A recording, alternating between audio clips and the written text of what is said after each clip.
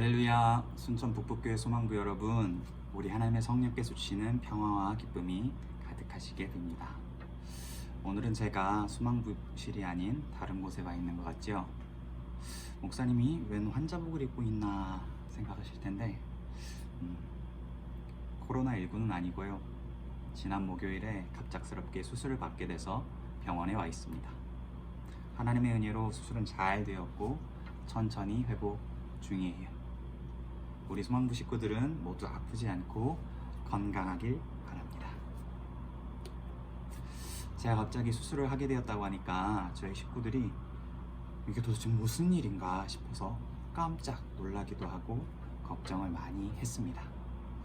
아파서 누워있는 저를 보면서 속상하고 안타까운 마음에 그러니까 평소에 건강 좀 신경 쓰라니까 하면서 저한테 핀잔을 주기도 하고요.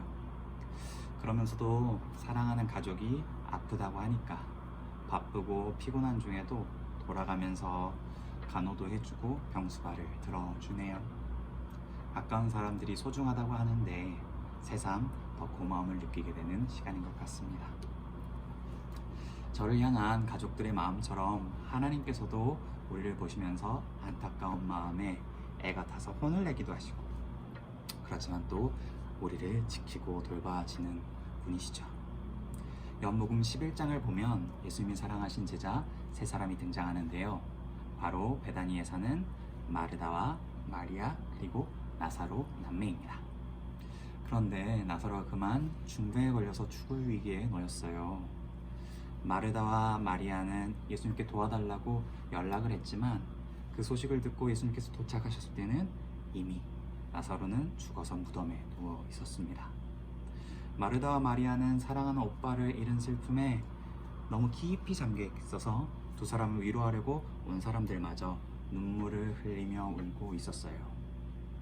예수님도 그 모습을 보시고는 마음이 아파서 함께 눈물을 흘리셨습니다.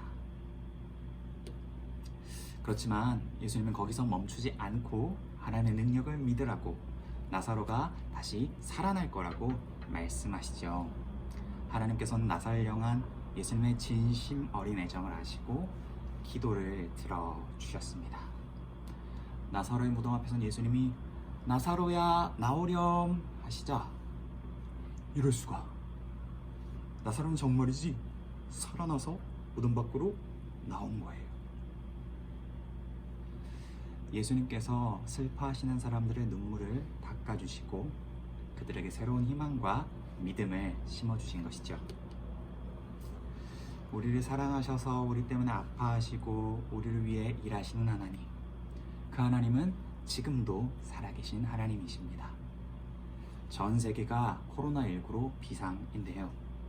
확진자는 이미 60만 명을 넘었고 사망자는 3만 명에 달하고요. 죽음의 공포와 절망이 지구촌 전체를 집어삼키려는 것 같습니다. 두려움에 빠진 사람들은 각자 살기 위해서 필수품을 사재기하고 너희 때문에 이런 전염병이 퍼졌어 하면서 다른 사람들을 공격하고 내쫓고 있죠. 그나마 모범적으로 전염병에 대처하고 있는 우리나라에서는 어떤 사람들이 일부 약자들을 마치 장난감처럼 다루며 학대하고 돈 거래를 한 N번방 사건이 수면 위로 떠오르고 있습니다. 이런 비인간적인 죄악에 적게는 수만에서 많게는 수십만 명의 사람이 가담했다니 사회 전체가 경악하고 있습니다. 게다가 정의를 바로 세우고 악을 심판해야 하는 사법부가 솜방망이 처벌을 내리고 대책을 내놓으라는 국민들의 아우성에 응답해야 할 국회의원들은 대수롭지 않은 일이라면서 치부해버리고 있으니 말입니다. 이렇게 답답하고 어려운 상황에서 우리의 희망이 어디 있을까요? 네, 그렇습니다. 바로 예수님입니다. 주 예수님께서는 우리에게 말씀하십니다. 이 무지막지한 상황들도 극복할 수 있다. 포기하지 말아라. 믿음을 잃지 말아라. 연약한 자들을 사랑하신 예수님을 바라볼 때 다른 이들에게 무관심했던 것들을 뉘우치게 됩니다. 세상의 죄를 대신해 십자가에 달려 죽으신 하나님의 아들을, 그 예수님을 바라볼 때 세상이 잘못 돌아가고 있다는 것을 알면서도 당장 내가 피해보는 게 아니라고 손 놓고 있었던 죽은 양심이 살아나게 되는 것이죠. 사랑의 주님을 바라볼 때 우리 삶을 변화시키고 새롭게 시작할 수 있는 희망과 믿음이 생기는 것입니다. 구체적으로 무엇을 할 수 있냐고요? 대단한 일일수록 작은 것부터 시작해야 합니다. 코로나19로 더욱 쉴 새 없이 바빠진 배달업 종사자들에게 방문하는 집 앞에 걸린 작은 쪽지와 선물은 지친 삶의 위로와 보람이 될 수 있고요. 계속되는 협박과 2차 가게에 눌린 N번방 사건의 피해자들에게는 제대로 된 수사와 법 집행을 요구하는 국민청원의 동의 한번 클릭하는 것만으로도 힘이 되어줄 수 있습니다.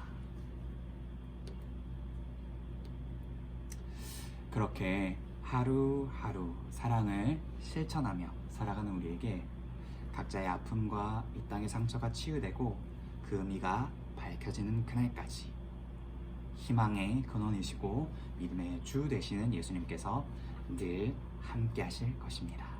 기도하겠습니다.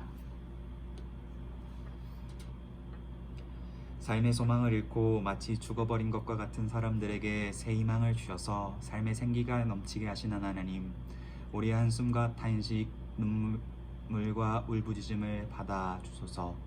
절망과 권태의 수렁에 빠져 변화와 발전을 꿈꾸지 못하고 삶의 참 의미와 기쁨을 잃어버린 이 땅을 치유하여 주소서. 이 나라에 하나님의 정의가 바로 세워지며 이 세계에 하나님의 평화가 회복되게 해주세요. 어떤 사람도 하나님의 형상대로 창조된 이웃을 자기의 쾌락의 도구로 전락시키지 않는 나라가 되게 해주시고, 다른 이들의 아픔이 곧 나의 아픔이 될 수 있다는 사실을 기억하고 서로를 돌보고 사랑하는 세상이 되게 해주세요. 먼저 그 나라와 그 의를 구하라. 그리하면 이 모든 것을 너희에게 더하시리라.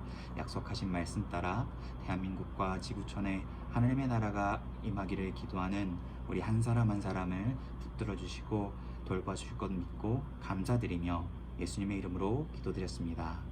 아멘.